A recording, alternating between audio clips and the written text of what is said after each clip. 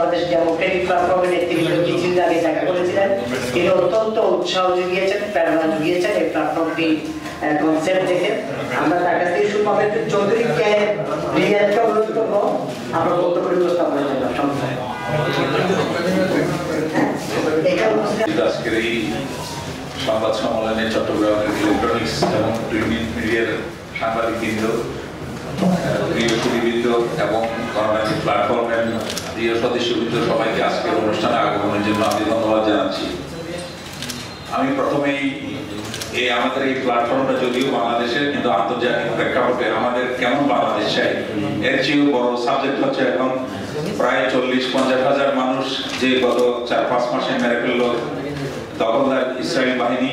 আমি সেই সব শান্তিপ্রিয় মানুষের আত্মার রূহের মাগফিরাত কামনা করছি এবং সাথে সাথে ইসরায়েলি নিরীহ ইসরায়েলি যারা আছে তারা যে তাদের স্বৈরাচার নেতানিয়াহু সরকারের পদত্যাগের জন্য রাস্তায় নেমেছে তাদের সাথে আমিও সংহতি জানাচ্ছি। আপনারা জানেন বাংলাদেশ এখন একটা ক্রান্তি লগ্ন পথে হেঁটে যাচ্ছে। সবাই অস্থির, কেমন বাংলাদেশ হবে আমরা কেউ কিছু জানি না। এর মূল কারণ হচ্ছে 71 আমাদের যুদ্ধ পরবর্তী পর্যায়ে আমরা কোনো জাতীয় সনদ তৈরি করতে পারিনি। 74 আমাদের সিপাহী বিপ্লবের সময় আমরা কোনো সনদ তৈরি করতে পারিনি।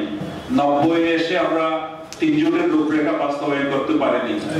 এখনো আমরা জুলাই সনদ বাস্তবায়ন করতে পারিনি, যার ফলে এই বাস্তবায়ন না করার ফলে আবার যদি নির্বাচন হয়ে কোনো একটা সরকার আসে এরপরে আবারও চলতে থাকবে আমাদের এই অবস্থা।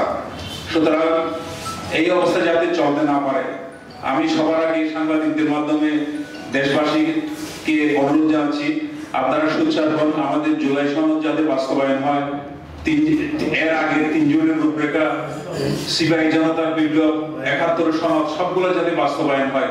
যতই বাস্তবায়ন হবে ততই আমরা মঙ্গলের পথে হাঁটতে থাকবো। ধন্যবাদ সবাইকে।